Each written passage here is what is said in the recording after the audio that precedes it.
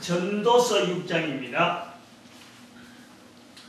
전도서 6장 2절 말씀, 한 말씀만 교독합니다. 한 말씀만 합독합니다. 전도서 6장 2절 말씀 다같이 시작. 어떤 사람은 그 심령의 모든 소원에 부족함이 없어 재물과 부여와 존귀를 하나님께 받았으나 능히 누리게 하심을 얻지 못하였으므로 다른 사람이 누리나니 이것도 헛되어 악한 병이로다. 아멘. 들어갔습니다.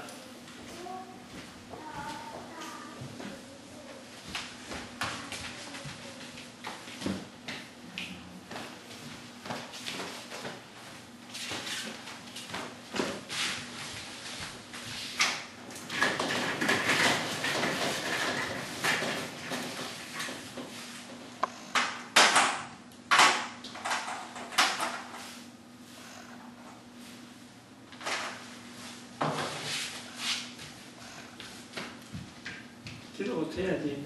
응? 기도해야지. 응?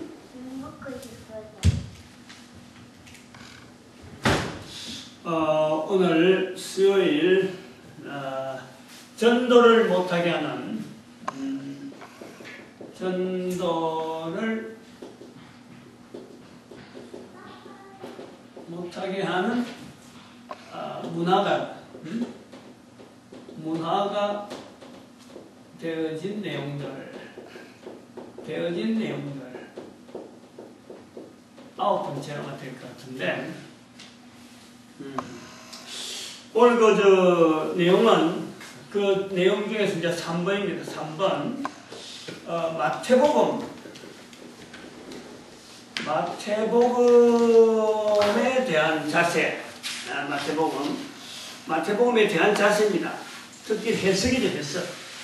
해석입니다. 이거는 마태복음이 잘못 기록되었다는 것이 아니고 마태복음을 해석하는 자세가 우리가 전도를 못하게 하는 요소가 있다. 그 부분을 설명하는 거예요. 오늘 우리 성경 읽은 전도서 6장 2절 본문 말씀을 하나의 그 배경으로 하려고 합니다. 오늘의 내용을 전도서 6장 2절의 말씀을 갖고 한번 풀어보려고 하는데 전도서 6장 2절의 말씀을 한번 적어보겠습니다. 어떤 사람은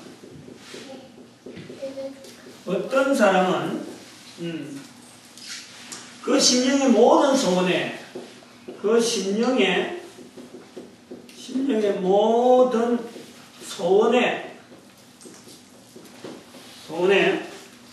부족함이 없습니다. 부족함이 없어 재물과 부여와 존귀를 하나님께 받았으나 재물과 부여와 존귀를 하나님께 받았으나 능히 누리게 하심을 얻지 못하였으므로 다른 사람이 누리나니 이것도 헛되어 악한 병이로다. 이런 거 성경을 자꾸 읽을 때 애들이 따라하게 하는 게 좋아요. 애들 입에서 자꾸 해야 돼요. 자꾸 이 성경 구절을 자기가 자꾸 듣는 게 좋아요. 자기 입으로 말하고 자기 귀로 듣는 게 좋습니다. 그런 것을 염두에 두고 하나님께 복받을 일이라 싶으면요, 놈들이 뭐라 하든지 말든지 막 하는 거라. 애들한테 이 자꾸 성경 구절에 이런 표현들을 할 수 있게 하는 건 참 좋은 거예요. 이제 요 내용을 가지고 마태복음을 이렇게 좀 봅니다. 세 가지 부분에 적용을 해보려고 지금 요 본문의 본문 구조를 이제 적용을 해보겠는데, 마태가 이제 마태가 본다는 거죠. 마태라는 사람이 하는 본다는 거고, 어떻게 적용하냐면은, 유대인 즉, 예수님을 말이죠. 만난 분들이야. 예수님 만나. 근데 대적했잖아. 만났는데 대적했단 말이야. 그 다음에 또 뭐냐니까, 이거 뭐가 대적해 보냐니까, 현재 지금 교회, 특별히 그 신학사조를 한번 비교해 본단 말이죠. 그 다음에는 모든 인간들을 이 자리에, 전도서 6장 2절의 말씀 속에다가 한번 이어서 이제 한번 비교해 보겠다. 이런 거예요. 다들 해당이 된다. 유대인, 예수를 만난 유대인들은 어떤 사람이냐? 지금 어떤 사람은 그 심령의 모든 소원을 부족함이 없이 받았다는 이 부분에, 재물과 부여와 존귀를 하나님께 받았다 할 때, 유대인들은 어떤 사람입니까? 예수님 만난 사람들은, 즉, 메시아를 만난 거예요, 메시아 만났잖아요. 그 다음에, 사실은 아브라함이 누린, 조상이라고 하는 아브라함이 누린, 소위 말하면 재물, 부귀, 종기, 다 누린 거예요. 여기 재물과 부여와 종기를 다 누리는 거예요, 지금. 이스라엘 백성들은 아브라함부터 통해서 다른 민족이 가지지 못했던 재물과 부여와 종기를 다 누린 상태라. 마태가 본다, 이런 눈으로. 그런데, 받았으나, 어떻게 됩니까? 이 메시아를 거부했잖아요. 메시아 거부. 능히 누리게 하심을 얻지 못했다는 거죠. 응? 이스라엘 사람들, 유대인들이. 그래서, 메시아를 거부해갖고, 성령님의 인재가 있어요. 성령님의 인재. 성령님의 인재에도 불구하고 나라가 망해버린 거예요. 다른 사람이 누리나니 흑대 악한 병은 악한 병. 이 내용이 지금 그래요 적용이 되는 거란 말이에요. 근데 이 내용을 적용하려고 우리가 사실 보려는 게 아니고, 우리는 사실 요게 현대교회 우리 모습에서 이 내용을 비춰보는 마태에 보는 눈으로 보려는 거란 말이에요.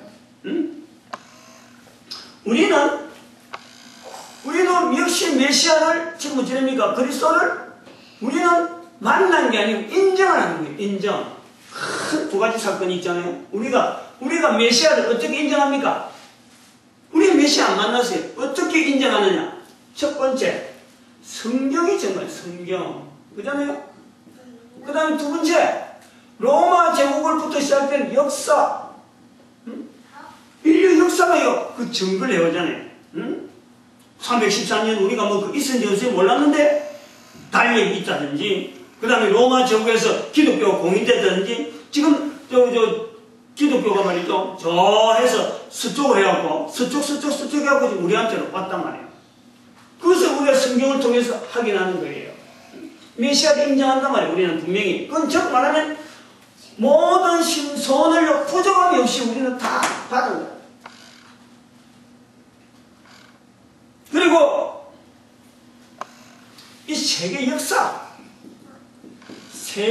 역사의 흐름, 즉 이거 재물과 부여와 종기, 이 역사의 흐름이 어디로 가는지를 알아요. 빌립보서 2장 9절에서 11절 말씀으로 근거를 해서 역사가 흘러가고 있대, 역사가.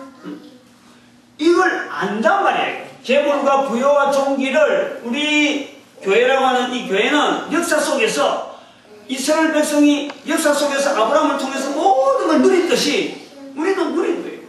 받았으나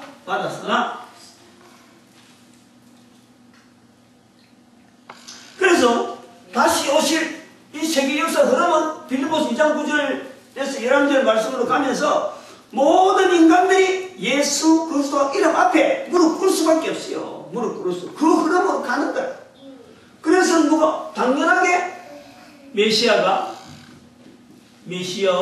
재림. 그때는 메시아라는 건 아니죠. 이제 이름 자체는 다르죠. 그 예수님께서 다시 오시는 것에 대한 재림. 그걸 역사가 그래 간다라는 것을 우리는 인정하고 있는 그 근거다 말이에요. 기본적으로 우리는 그런 우주 속 살고 있는데, 그럼에도 불구하고 시대마다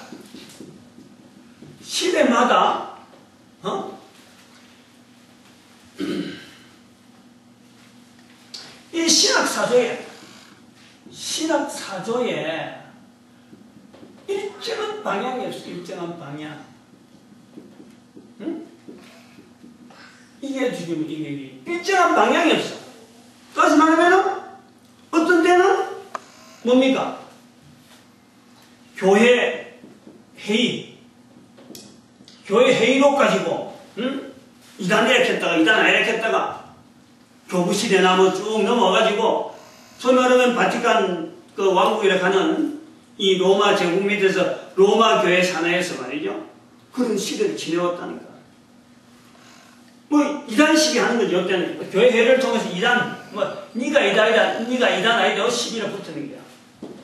그 다음에는 십자군 전쟁을 일으켜가지고 이 우리가 가지고 있는 이 복음을 종교화 만들었어요. 요거 중요하게 생각해야 돼요. 기독교가 왜 기독교가 됐느냐? 왜 기독교라고 불리는 온 세계 사람들이 이렇게 불려졌느냐? 왜 불교가 있고 왜 유교가 있고 교를 나누느냐? 우리가 이렇게 종교 전쟁 때문에 그렇다니까. 이슬람교 이렇게 딱 구분해놔요. 그리고 1517년에 종교개혁을 통해서 뭘 하냐 그러면은 정통 논쟁을 한단 말이야. 우리가 지금 누가 정통이고 누가 뭐 후통이고 누가 정통이고 누가 뭐 정통 아니고 비정통이고 하고 이렇게 한단 말이야. 그래 이런 거 통해서 지금 현재 문명이 말이죠. 인류 문명이 지금 발달했잖아. 문명 발달. 이래 발달했는데 이 사회를 바르게 인도할 신학사조가 없어. 신학사조. 문명은 발달했는데 이때 내놓을 사조가 없어. 신학사조. 신학적인 바탕을 통해서 인류를 뒷받침할 인류에 걸어가는 그름에 이것을 갖다 붙이할 만한 어떤 근거가 없다. 워낙에 일정한 방향 없이 왔다 갔다 해는 일정한 어떤 흐름이 있었어. 흐름이 있었으면 이건 교회 모습이니까 지금 시대에도 교회는 이래야 된다. 이래야 되는데 이때 다르고 역사의 그 굴곡 속에 그냥 그대로 막 파묻히고 막 박히고 막 이러다 보니까 문제만 일으키다 보니까 밖을 나. 시끄러워 지금 밖을 나. 이게 상실되어 있다. 상실되어 있다. 이게 그래서 이게 능히 누리게 하심을 얻지 못했다는 얘기예요. 그래서 이게 악한 병이라는 악한 병. 여기서 상실되어 있다. 이것을 우리가 봅니다. 그런 모든 인간들이 가지고 있는 그 자세에서 보면은 우리 그 개체적인 모든 인간은요, 한 인간은 이 개체적 이 인간 존재는요, 이 자체가 개체적인 내 한 존재의 이 상태는요, 여기 말씀대로 우리의 존재는 부족함이 없는 상태라고. 부족함이 없는. 내가 살아가기에 내 한 존재가 유지되지기에는 한 개인이요 결코 부족함이 없는 완벽한 지금 현재 이 환경 속에 적응이 되어지도록 만들어져 있는 한 개체. 부족함이 없단 말이에요. 또 한편으로 우리는 이 개체 존재가 존재되어진다 하는 이거 자체에서 주어지는 또 복이 뭐냐니까 재물과 부여와 종기를 하나님께 받은 그 받은 것이 뭐냐니까 천국을 누릴 기회란 말이야. 천국을.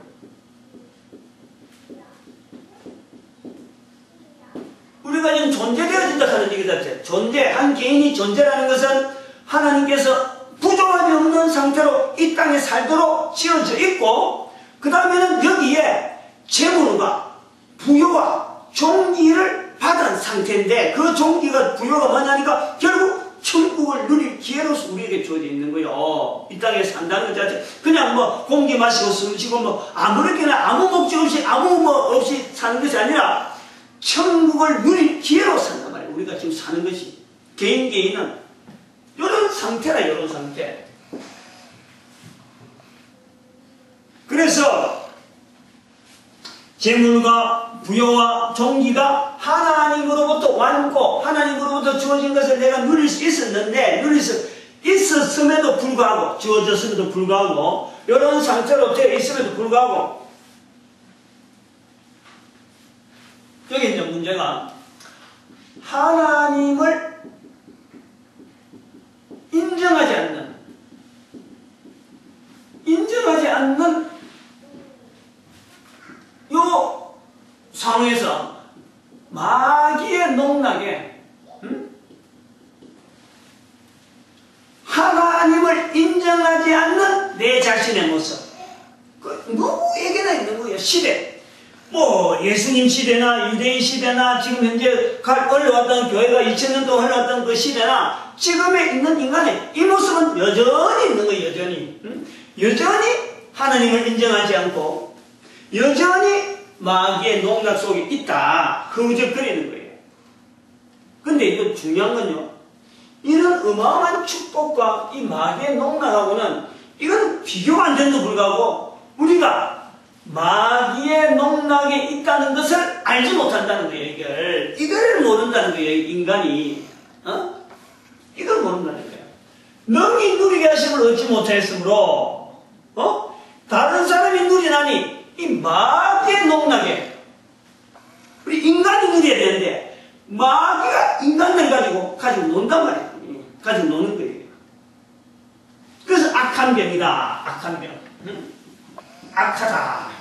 누가 악하냐?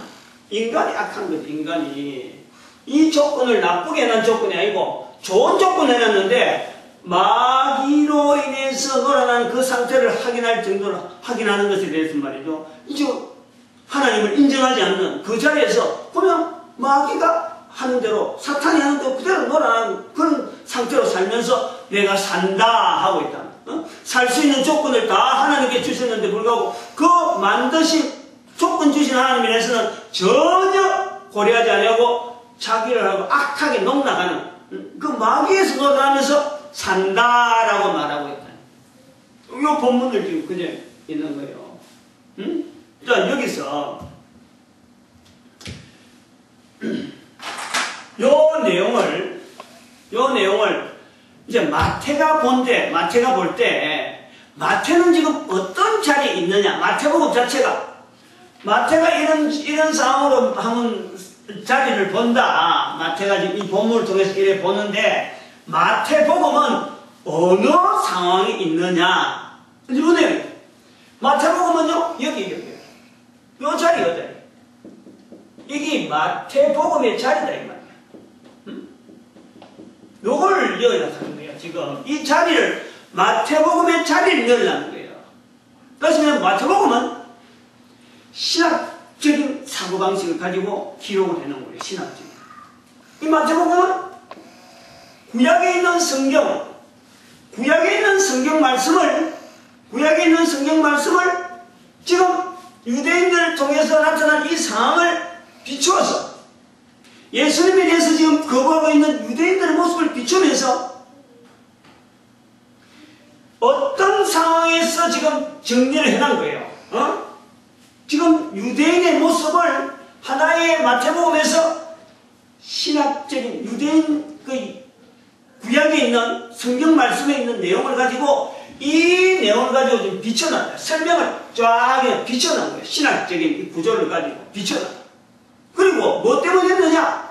오는 자들. 지금 뒤에서 지금 오는 자들. 이 사람, 이들이 바라보면서 요 길에서 벗어나라고. 지금 요 악한 요 길에서, 악한 길에서 벗어나라 하는 거예요. 악한 길에서. 이게 뭐냐니까 결국 제자예요, 제자. 응? 천국을 누리면서 제자 되는, 자기도 참으로 이 악한 자리에 있잖아요.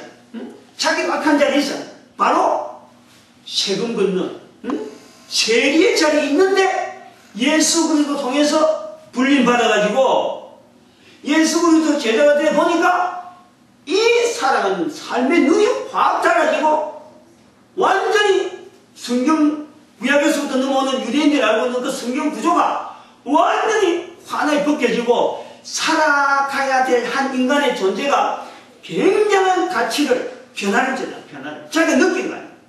그 느낌, 변화를 가지고 이 유대인들이 예수 그리스도를 통해서 이런 저항의식을 가지면서 그것을 성경에다가, 신약 성경에다가 성경 말씀과 유대인들의 말씀을, 이제 유대인들의 행동을 비교해서 나가면서 자기가 예수 그리스도 앞에서 제자 되어진 그것을 가지고 다음 사람이 다음 때에서 어떻게 하면 제자가 되어질 것인가, 다음 때를 준비하는, 그 후대를 준비하는 자세가 있다 이 말이에요. 마태복음이 요 내용을 가지고 있습니다. 마태복음 구조는 이제 요래서 이걸 지우고 마태복음을 해석할 때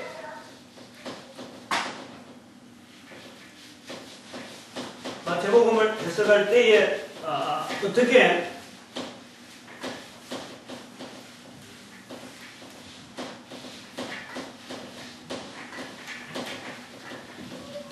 조심해야 되느냐, 무엇을 가지고 좀 조심해야 되느냐, 이런 내용을 한번 합니다. 마태복음에 대해서 들을 때, 마태복음을 읽을 때 어떤 자세를 가지고 우리가 읽어야 되느냐 하는 것에 우리가 보는 거죠.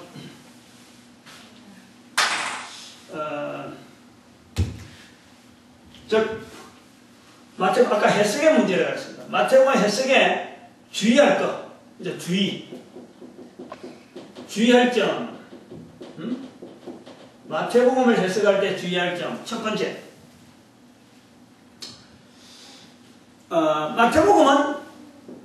마태복음은 이거 조심해야 돼. 이 신학교에서 가르치는데 마가라든지 누가의 기록을 뭔가 인용했을 것이다. 요거 절대 보면 안 돼요. 요건 나중에 또 설명하는 거예요. 마태는 아까 좀 독단적으로 단독적인 주관을 가지고 기록해놓은 인용이 아니라는 거지. 다른 데는 보고 뺏긴 것이 아니라는 거지. 또 그것이 있어요. 그 다음에 두 번째, 마태복음을 해석할 때에는 이 복음 전도자의 전수, 복음 전도자의 전수, 즉 제자화,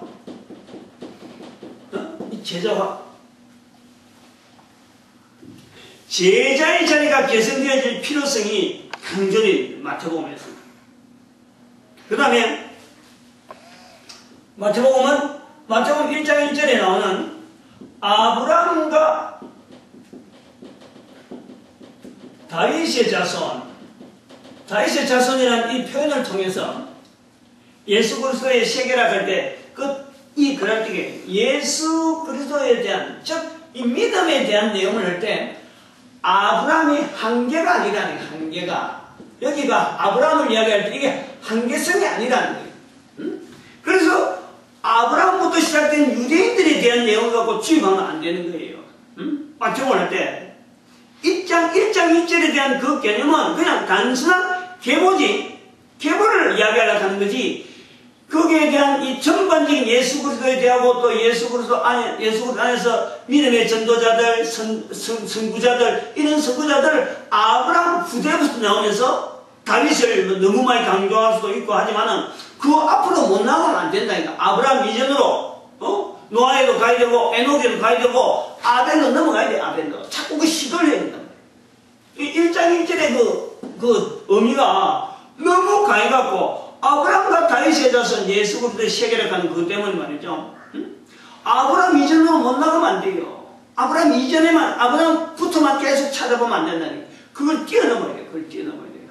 1장 1절에서부터의 그 한계를 뛰어넘어야 된다. 그걸 봐야 되고. 그 전도자. 다시 말하면 이 말은 뭐냐니까, 유대인이라는 것은 하나님 안에서의 특별히 준비되어지는 한 종족. 하나의 종족일 수밖에 없다는 거예요. 하나의 종족. 그거는 더도 아니고 덜도 아닌 거예요. 유대인만이 아브라함의 자손이기 때문에 유대인만이 마태복음 1장 1절 때문에 어떤 큰 어떤 기본적인 근본적인 어떤 종족이다. 이렇게 보면 안 된다는 거지. 그보다 훨씬 전도로 넘어가요. 훨씬 전도. 단지 아브라함으로부터 시작되는 이 유대인이 축복받은 종족이다. 성경을 연구하고 또 성경을 가지고 또 그로 말미암아 또 훈련받은 민족이 훈련받은 그 모습을 통해서 전 세계에 퍼뜨릴 수 있는 그걸 훈련받은 특별히 훈련된 민족이다 하는 거지. 그보다도 훨씬 앞에부터 전도자는 있었던 거예요. 전도자. 그 전도자를 바라보는 시각으로 훨씬 앞으로 넘어가요. 그 다음에 네 번째, 이 마태복음 10장 32절에 있는 예수님께서 말씀하시는 사람 앞에서 나를 신하면 나도 하나님 앞에서 저를 신하리라 하는 이 표현에서 성자가 있고 나를 신하니까 성자 예수님이잖아요. 성자가 계시고 성부 하나님 앞에서의 인정이란 말이에요. 여기에서 표현되어지는 이건 하나의 표현되어지는 이위 하나님인데 여기에 표현되지 않은 또 한 분 성령 하나님을 찾아내야 된다. 성령 하나님. 여기서 마태복음 10장 32절에서 반드시 입으로 나온다는 것 자체가요, 이거는 사람이 한 일이 아니라 성령님께서 하지 않으면 안 된다. 이건 참고로는 고린도전서 12장 3절에 성령을 아니하고는 결코 예수를 주라 할 수 없다. 그 부분을 인용해서 여기 성자, 성부, 성령 하나님의 공통된 표현이 바로 사람 앞에서 예수님 이름을 시인할 때 거기는 바로 성자, 성부, 성령 하나님이 공통적으로 지금 임재하는 자리.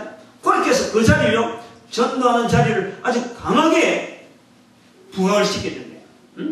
전도자의 입을요, 굉장하게 근세 있는 자리로 우리가 봐야 된다, 이 말이에요. 이런 것이 안 돼가지고 결국 전도를 못하게 하는 문화 속에 이 마태복음을 지금 지적한다 이거예요. 기록 자체가 잘못된 게 아니고 보면서 해석하고 맞들기 때문에 이걸 지적해 나오는 겁니다. 그 다음에 마태복음 역시 12장 31절과 32절에 있는 이 표현에 예수님께서 우리에게 당부하잖아요. 당부. 이게 간곡하면서도 아주 엄한 말씀으로 가죠. 엄한 말씀. 사람의 죄는 뭐 여러 가지 허물들은 용서받지만 성령을 해방하는 죄는 용서받지 못한다. 말로 인자를 거역하면은 사함을 받지만은 말로 성령을 거역하면 이 세상과 오는 세상에도 사심을 얻지 못하리라. 성령님을 인정하는 이 부분에서요, 아주 강하게 강국하는 이 부분에 해석할 때 마태복음 1장에서부터 끝장까지 이 부분을요 아주 중심을 두고 있어요. 중심. 마태복음은 아까도 말씀하지만 이 내용을 성령님에 대한 내용을 그렇게 많이 하지 않습니다. 나중에 이제 하다 보면 알지만은 유대인들은 성령님에 대해서요 굉장히 훈련을 많이 받았어요.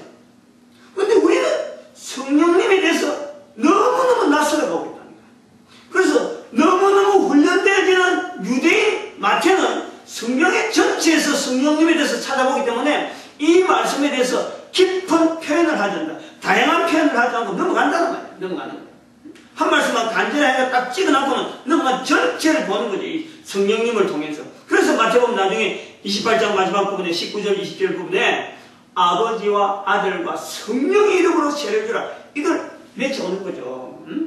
처음부터 1장 1절부터 마지막 절까지 전체 성령으로 딱 엮어오면서 중간에 예수님의 표현을 강하게 말씀해 놓는 이 내용을 우리가 아주 당부하고 있다. 이런 걸 봐야 된단 말이에요. 그 다음에 예수님께서 말씀하시는 이 천국, 뭐가 제자냐?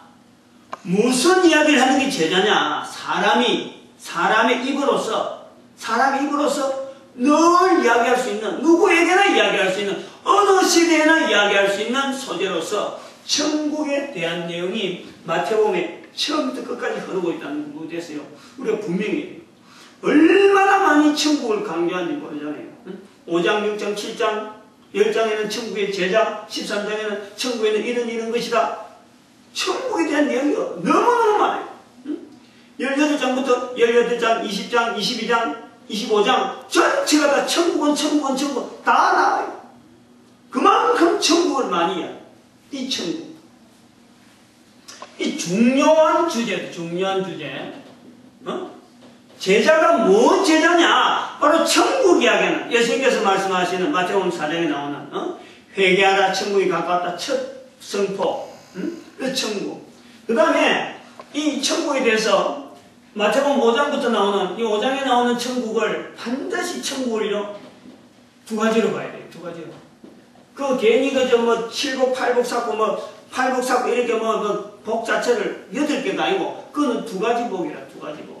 5장, 6장, 7절을 반드시 두 가지로 나눠야 돼요. 하나는 천국에 들어가는 자. 천국에 누가 들어가느냐? 들어가는 자에 대한 들어가는 천국을 누리는 자. 뭐 앞으로 들어갈 자도 되고 현재 누리는 자. 누리는 자는 어떤 자가 누리느냐 하는 것에 대한 내용이고 그 다음에는 이 천국에서 상 받는 거예요. 상. 이것이 어디에 들어가냐면 히브리서 11장 6절에 있는 말씀. 나를 찾는 자는 반드시 그가 계신 것과 하나님을 인정하는 자, 즉 천국을 누리는 자, 기본적으로 내가 살아가는 존재에서 나를 만드신 하나님을 인정하는 자, 그 바로 천국을 누리는 자. 이 땅에서는 누리는 거예요. 누리는 자. 이거는 수동형. 자기도 모르게 이게 적용이 되는 거예요. 자기도 모르게 수동형. 그리고 11장 6절에 상 주시는 자이심을 믿어야지. 상. 이거 상이란 말이에요. 상. 요거는 능동적으로. 상이 있다. 상이 있는 줄 알고 달려가는 거예요. 상을. 마태복음 5장에 있는 팔복이 아니라 두 복을 해야 돼. 그래서 거기서 마지막 8째 복에 나오는 을을 위하여 핍박을 받는 자 나오는 그 상은요, 요 두 번째 갈라지는 거예요. 그 앞에 거하고 요거 두 갈라지는 거예요. 7가지 나오는 거하고 8번째 나오는 거하고 이 갈라져야 돼요. 그런 식으로 시각을 봐야 돼요. 그럼 7번째까지는 사실 내용은 그 정도 설명만 하고 8번째 나오는 그 을을 위하여 핍박을 당하는 자라고 할 때 그때부터 나오는 게 마태복음의 5장, 6장, 7장 전부 다 알아보면 되는 거예요. 성경을 그런 식으로 좀 볼 수 있길 바라요. 물론 더 깊이 해서 또 다르게 볼 수 있는 여러 가지 표현들이 있겠지만 저는 지금 계략적으로 지금 이렇게 이야기합니다. 이렇게 좀 봐야 되겠다. 요것은 이거는 상이라는 건 이거 바로 전도자예요. 전도자며 마태복음에서 이야기했던 이 제자라는 게 제자. 이런 제자가 되라. 이런 제자. 상 받는 제자가 되라. 상 받는 제자를 위해서 계속 남겨두는 거예요. 그 다음에 7번째. 여기 아까 요 1번하고 이제 좀 관계되는 문제인데, 이 기록연대 문제, 공간복음의 이 기록 비교, 누가 먼저 기록했고, 기록연대에 따른 어떤 인용, 뭐 마태복음이 마가복음을 인용했니, 또 누가복음도 마가복음을 인용했니, 마가복음이 제일 먼저 쓴 원복음이다 자꾸 이렇게 나오고, 뭐 Q복음서가 있니, Q문서설이에요. Q문서설에 대한 내용이 있니만 이런 인용에 대한 이야기예요. 물론 그런 자료들이 없다고는 간증을 안 하죠. 누군가가 좀 기록을 해놓은 것이 있을 수가 있어요. 있을 수 있는데, 마태, 마가, 누가 중에서는, 마태, 마가 중에서는요, 이 복음서에는 마태가 원복음을 봐야 돼요. 마태복음을 원복음으로 보시라라는 거예요. 원복음으로. 그래서 마가복음은 이 마태의 원복음을 그대로, 마가는 그대로 보고, 아까 말씀했지만 마가는 지금 현재적입니다. 현재적. 마가복음은 마태의 미래의 제자 이런 게 아니고, 미래의 제자를 지금 이렇게 기다리면서 제자가 걸어가야 될 글에 대해서 어떤 기대를 하고 있는 것이 아니고, 마가는 지금 현재 즉시 전도 현장이 지금 급하고, 또 전도 현장에 지금 제자들이 많이 없단 말이에요. 전도자들이 많이 필요하다. 뭐 시어져 수수할 때는 맞는데 급하다는 거지. 그래서 예수님께서 직접 마가복음 1장 38절에 내가 전도를 왔다. 예수님께서 직접 전도하는 것을 선포하는 거예요. 현장적이지, 현장적. 현재적이면서 전도 현장적이라는 현장적. 마태복음의 전도 현장적이 마가복음이에요. 마가복음이에요. 요것은 어쩌면요, 지금 요 부분하고 관계돼요. 요 부분. 마가복음이에요. 현재적인, 현재 상태로. 지금 현재. 그 다음에 누가복음은요, 누가가 어디 있다 왔는가 하면은 로마에 있다 왔다. 로마에 있다가 왔는데, 로마에 있는 데오빌로가 가봐라. 이게 도대체 뭐냐? 알아보고 파견된 거예요. 그러면은 그때까지 넘어올 때 시간이 있었던 거죠. 로마까지. 그럼 자기가 또 가면서 살펴보는 시간이 있는 거예요.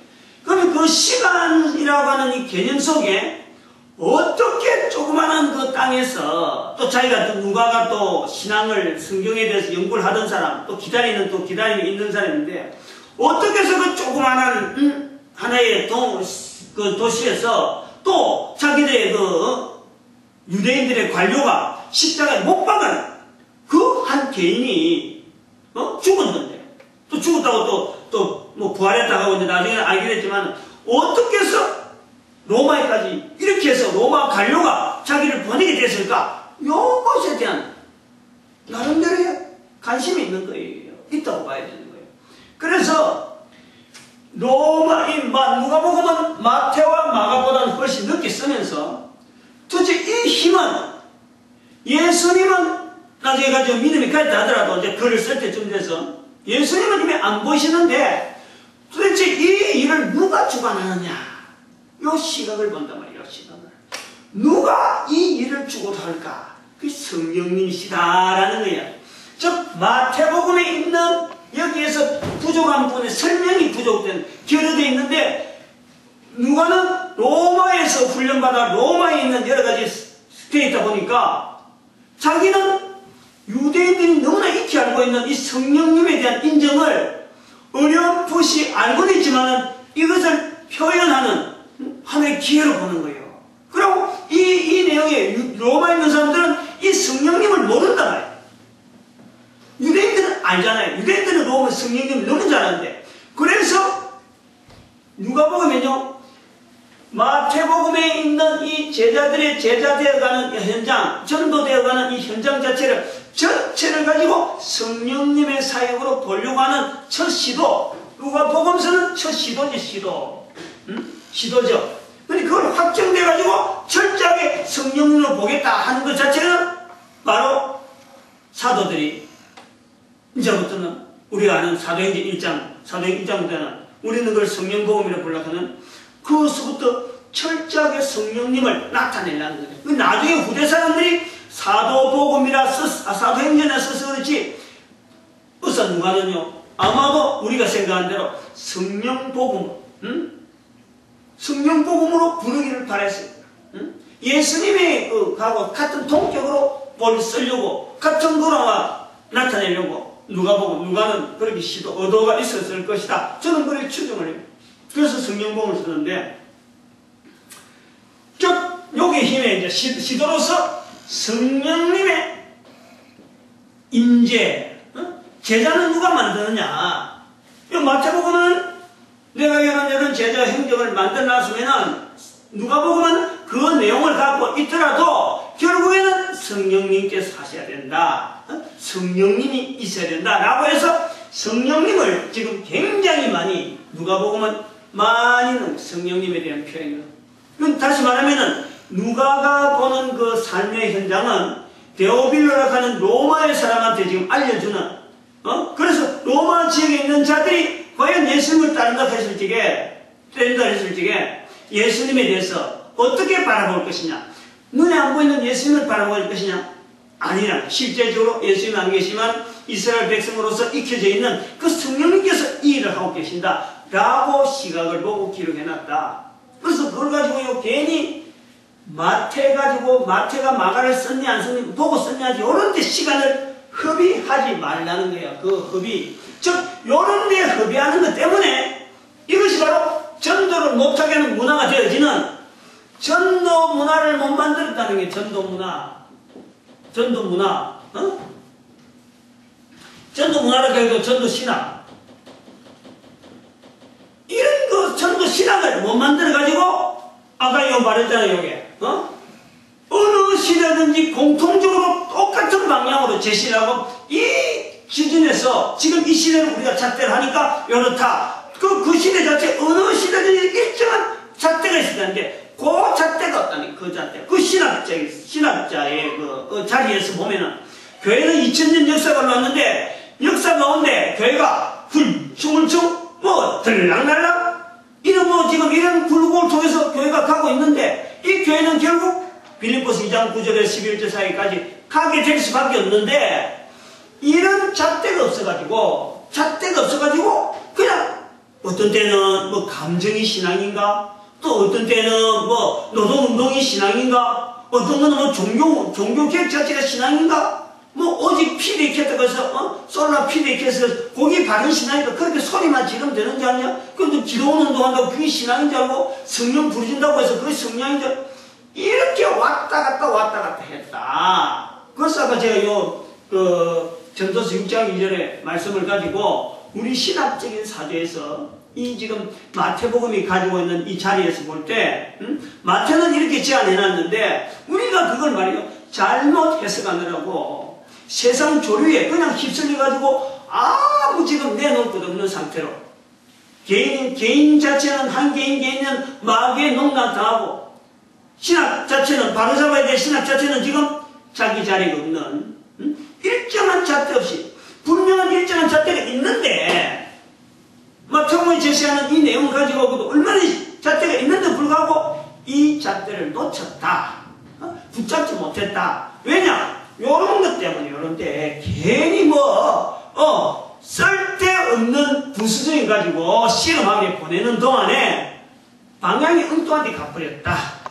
그래서 마태복음 해석하는데 전도를 못하게 하는 문화가 되어진 내용에 들을 잃었다 이거예요. 오늘 여기까지 합니다.